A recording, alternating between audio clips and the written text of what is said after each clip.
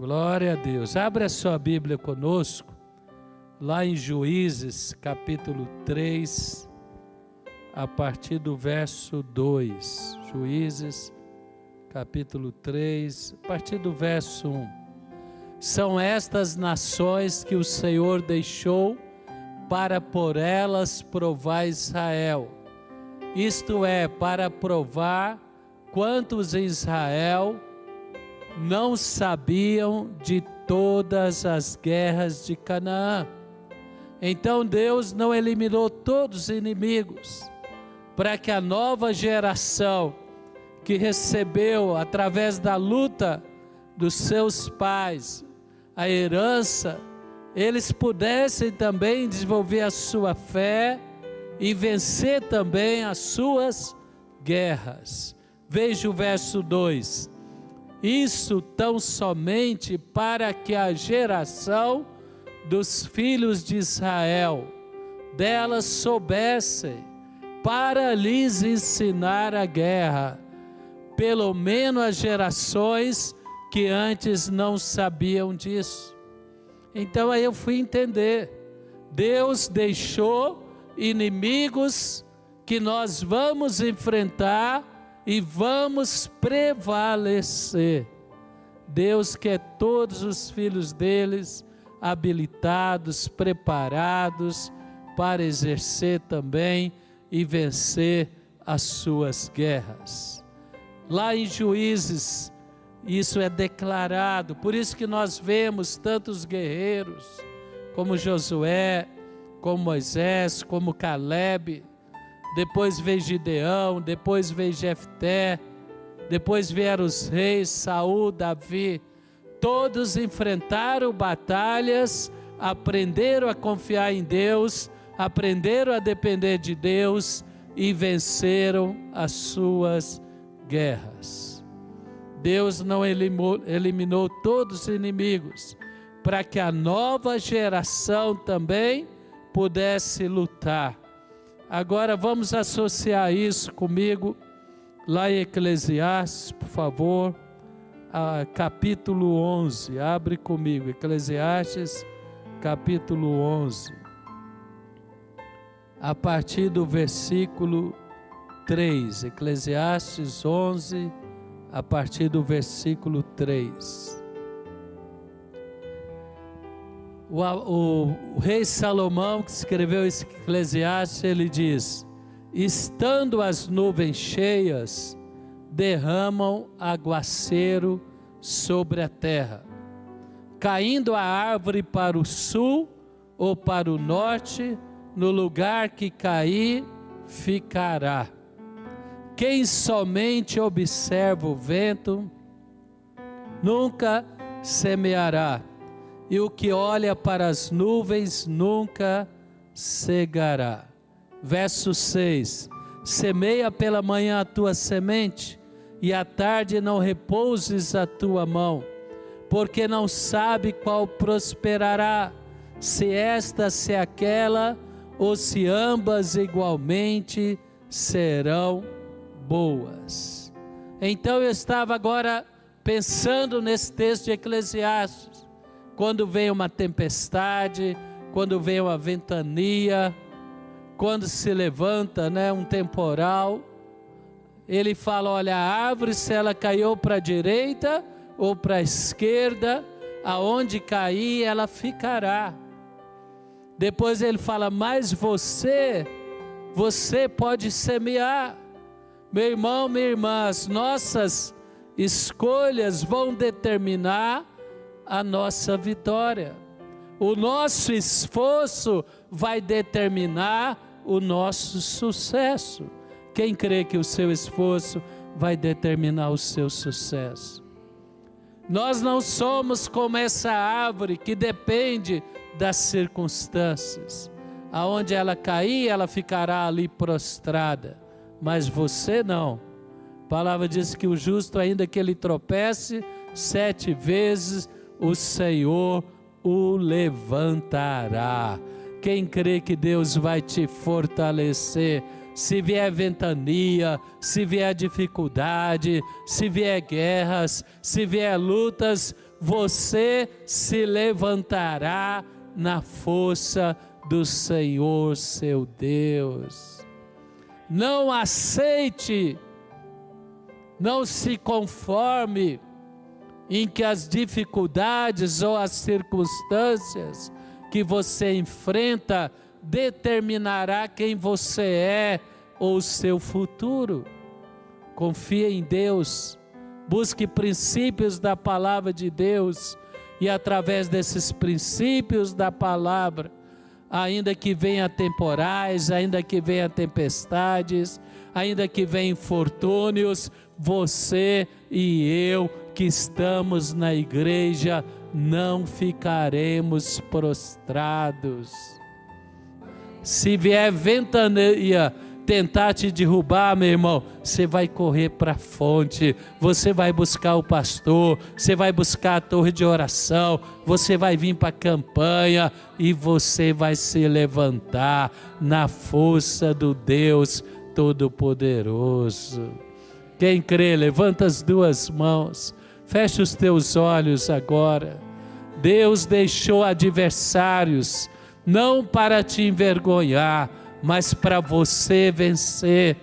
Deus permite adversidades, não para te derrubar, mas para você superar e sair mais forte. Então fala: Senhor Deus, eu vou semear nos princípios da palavra, e ainda que haja dificuldades, adversidades temporais, eu declaro, me levantarei na força do Senhor, profetizando tempos de bonança, de vitória, de celebração, em nome de Jesus.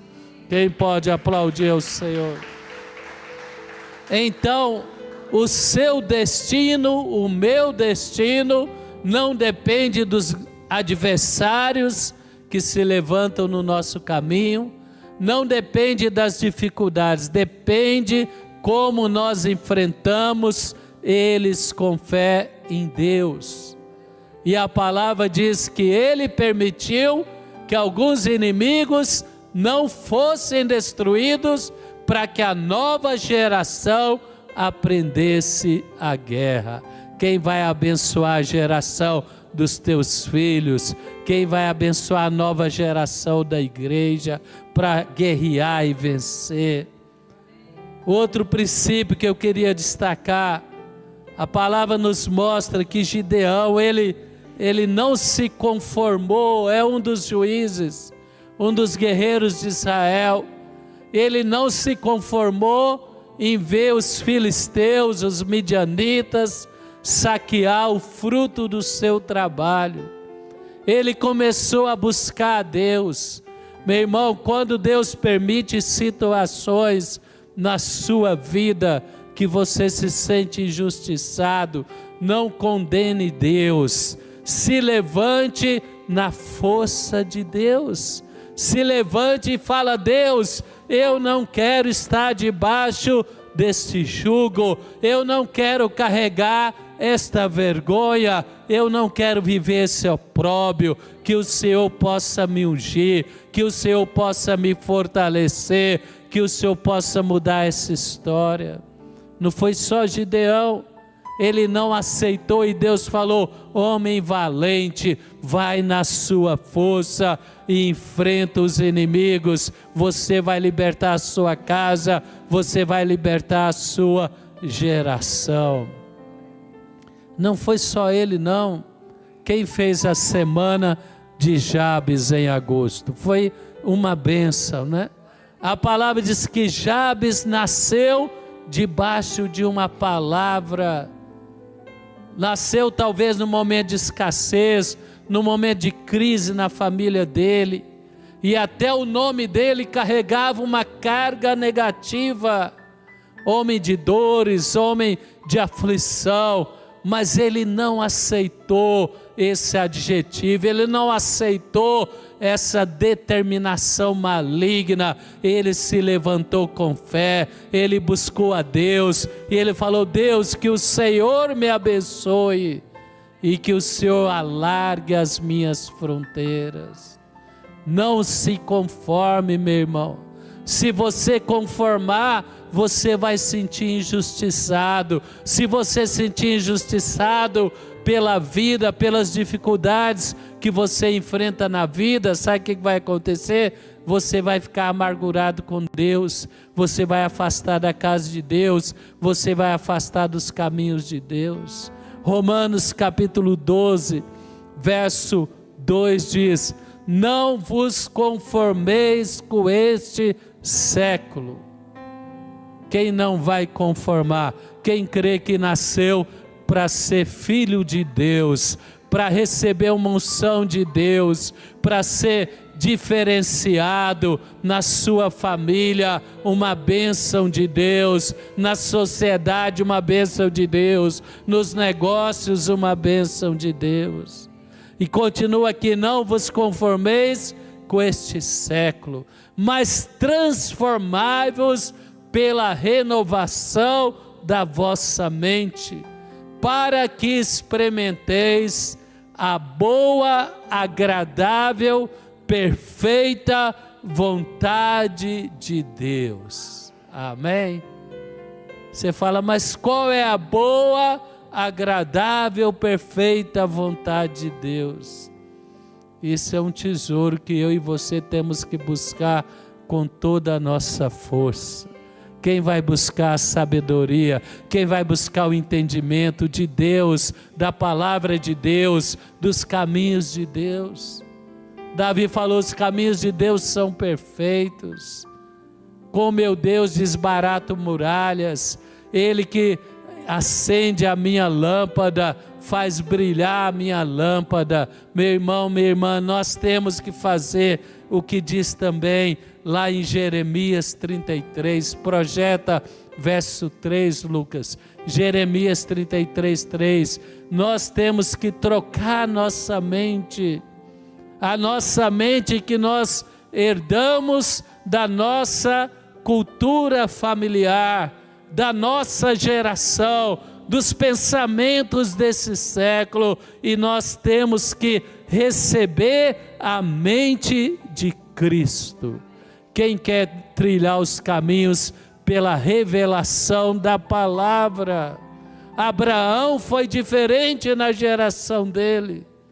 Na sua geração, o comum era adorar a vários deuses, tanto no Egito quanto nas outras nações. Mas Deus falou: Abraão, você vai adorar o único Deus, o Deus Todo-Poderoso, o El Shaddai, o Senhor. E depois Deus se revelou a Abraão, a Isaac e a Jacó. E finalmente ele chegou a Moisés, ele falou: eu sou o Deus de Abraão, de Isaac e Jacó, eu sou o Senhor, eu sou Jeová, eu sou o Deus Todo-Poderoso. Nós temos que entender a mente de Cristo para viver os planos de Deus. Não se vive os planos de Deus pela força, pela mentalidade humana. Jeremias 33, 3, projeta aí, como eu tenho orado sobre isso: invoca-me e te responderei, anunciar-te-ei coisas grandes, escondidas, que não sabes. Aí você pega Jeremias 29, 11, Deus fala: eu que sei que pensamentos tenho sobre você, pensamentos de paz e não de mal, para realizar o desejo do teu coração. Nós não somos como a árvore, irmão. Ainda que haja prognóstico do mal, ainda que haja profetizadores de mentira, ainda que haja adversidades, ainda que haja tempestade, Deus vai te ensinar a lutar. Deus te deu a igreja para te qualificar. Deus te deu a palavra e o Espírito, e eu e você vamos vencer esses gigantes na nossa geração, em nome de Jesus. Então eu estava citando Jeremias: anunciar-te-ei coisas grandes e ocultas que não sabes. Os caminhos de Deus são mais altos. Meu caminho, seu caminho é pela nossa visão temporal, pela nossa força. Mas Deus fala: não, vamos levantar esse padrão. Quem crê que Deus vai levantar o seu padrão? Vamos viver algo novo, vamos viver algo diferente. Você não vai ser vencido pelo mal, mas você vai vencer o maligno, como Josué, como Moisés, como Caleb, que na geração deles, eles guerrearam e prevaleceram. Meu irmão, o apóstolo Paulo, em 1 Coríntios,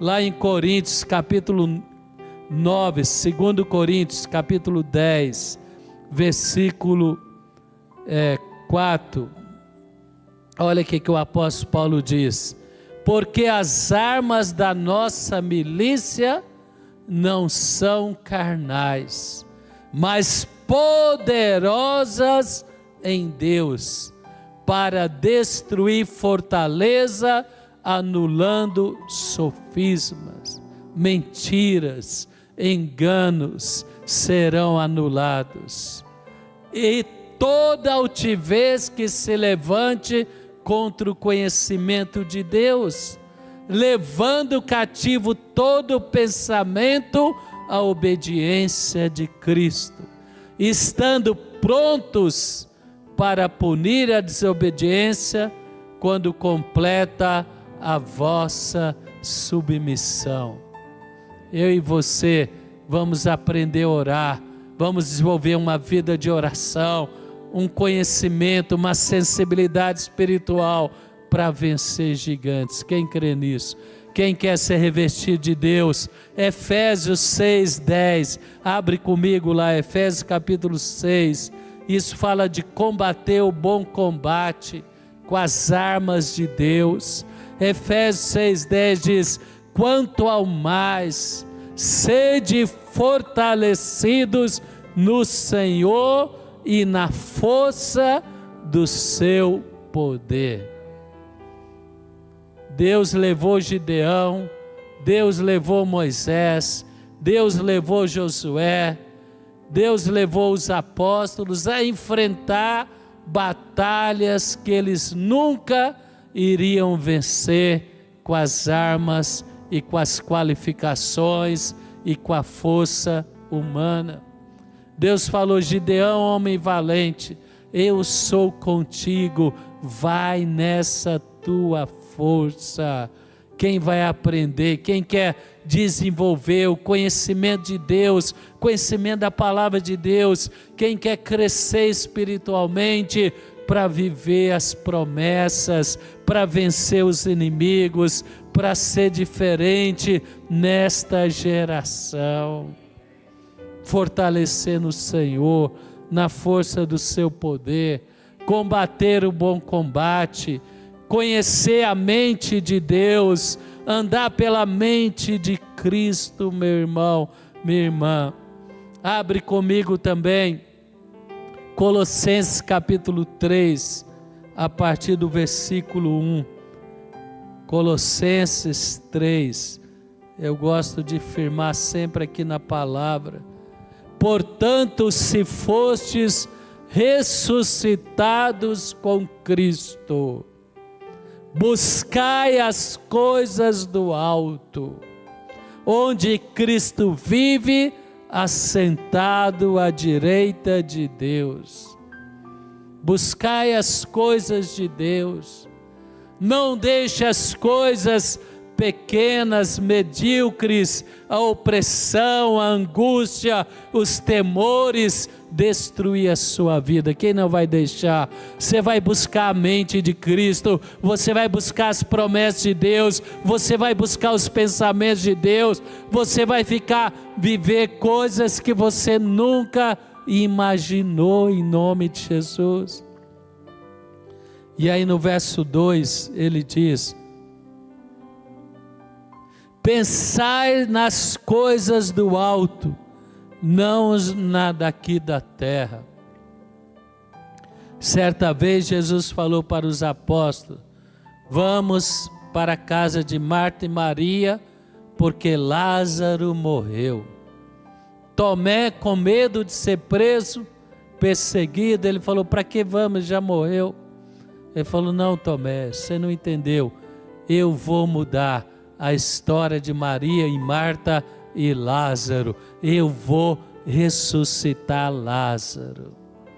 E ele falou para Marta e Maria: ó, se creres, verás a glória de Deus.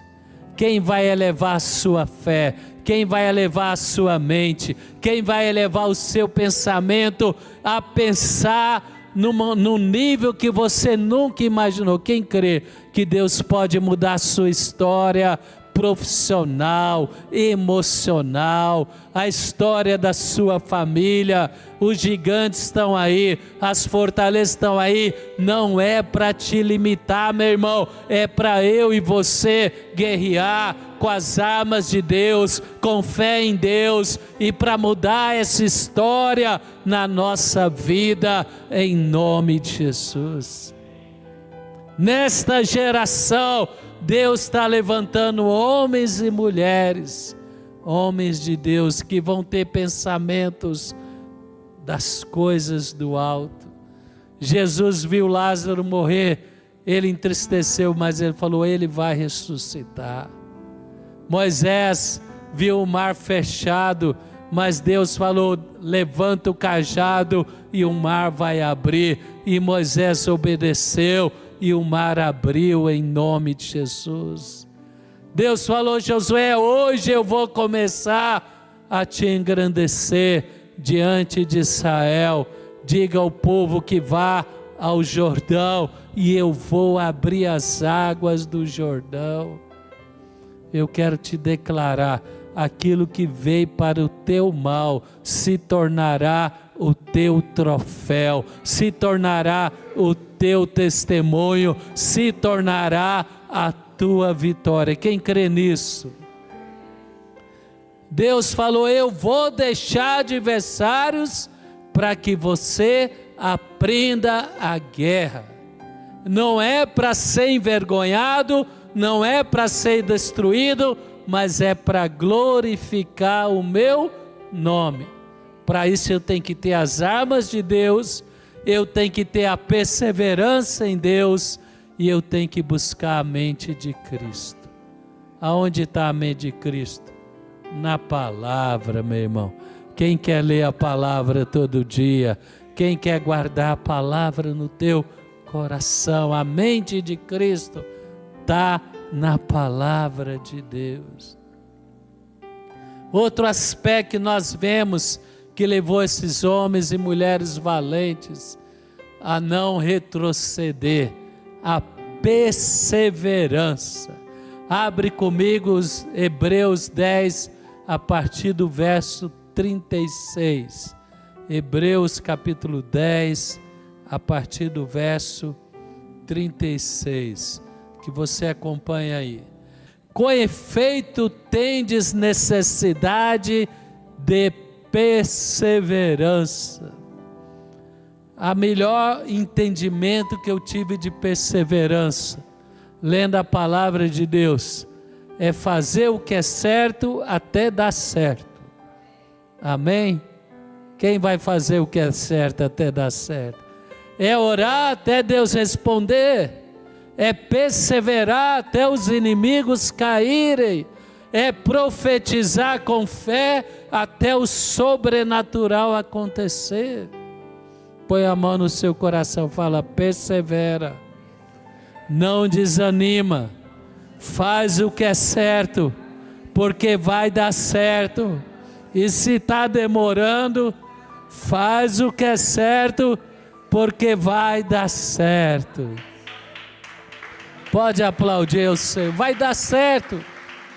Às vezes você cansa, às vezes você entristece, às vezes você angustia, às vezes você frustra, mas continua perseverando, porque vai chegar o dia em que a glória de Deus, a recompensa de Deus virá sobre você, e você vai valorizar ainda mais.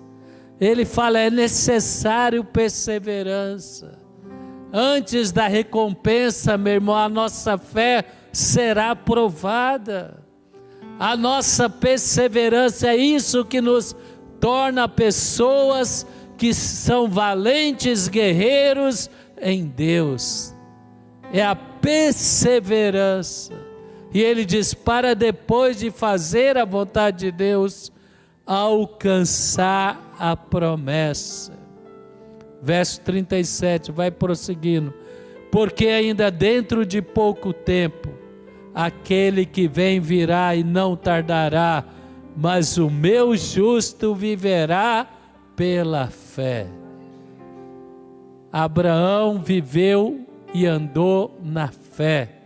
Homens e mulheres de Hebreus 11, valentes de Deus, eles perseveraram e eles andaram na fé.